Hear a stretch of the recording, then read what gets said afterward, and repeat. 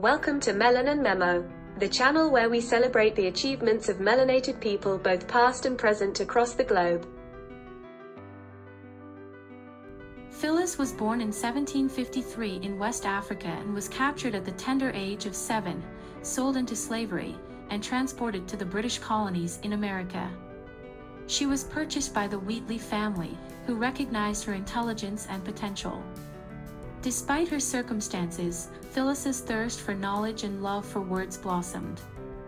The Wheatleys, recognizing her brilliance, provided her with an education that was unusual for an enslaved person. Despite the challenges she faced as a slave, Phillis Wheatley's intelligence and passion for poetry blossomed. She quickly became fluent in English and Latin, impressing those around her with her poetic prowess. Phillis eagerly devoured books, delving into the works of classical poets such as Virgil and Ovid. Her talent for writing poetry became evident at a young age, and she began composing verses that showcased her profound understanding of language and literature. Her works reflected her deep knowledge of classical literature and showcased her eloquence and insight. Phillis faced numerous challenges as a young Black woman in a society that viewed people like her as property. However, she refused to be silenced. Her poetry became her voice, a powerful means of expression that transcended the barriers imposed upon her. In 1773, at the age of 20, Phillis Wheatley's first collection of poems was published, making her the first African-American woman to publish a book of poetry.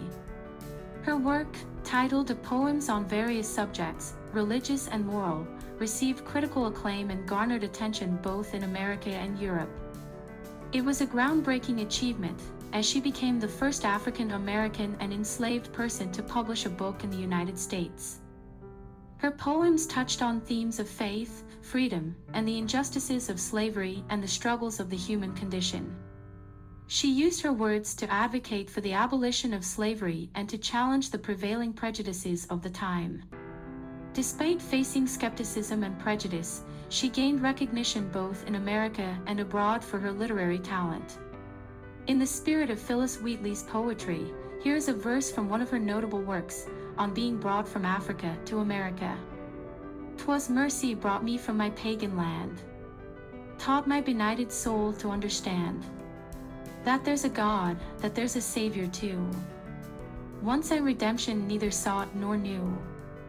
Some view our sable race with scornful eye.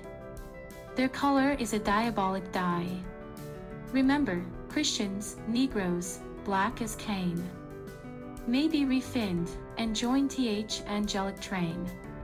In these powerful lines, Wheatley addresses the prejudices and misconceptions surrounding her race and challenges the notion that Black people are inherently inferior.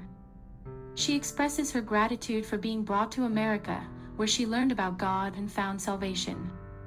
With her poignant words, she calls on Christians to recognize the shared humanity and potential for redemption in all individuals, regardless of their race or color.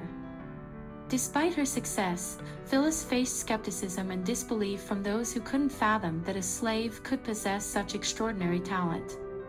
In a letter to the Countess of Huntingdon, Phillis expressed her resilience. "Some view our sable race with scornful eye. Their color is a diabolic dye. Remember, Christians, Negroes, black as Cain, may be refined, and join th angelic train." Phillis Wheatley's achievements were not limited to her poetry.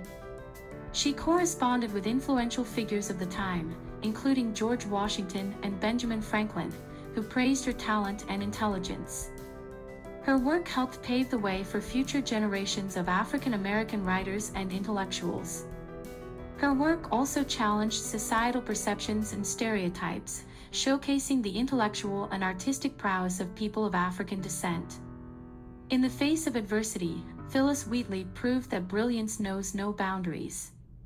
Her poetry continues to inspire and uplift, serving as a testament to the power of the human spirit and the triumph of talent over circumstance. We pay tribute to the enduring legacy of Phillis Wheatley, a trailblazing figure whose accomplishments continue to inspire. As we celebrate her remarkable achievements, let us also acknowledge the invaluable contributions made by African American artists and thinkers throughout history. Their creativity, intellect, and resilience have enriched our world, shaping our cultural landscape and expanding our understanding of human potential.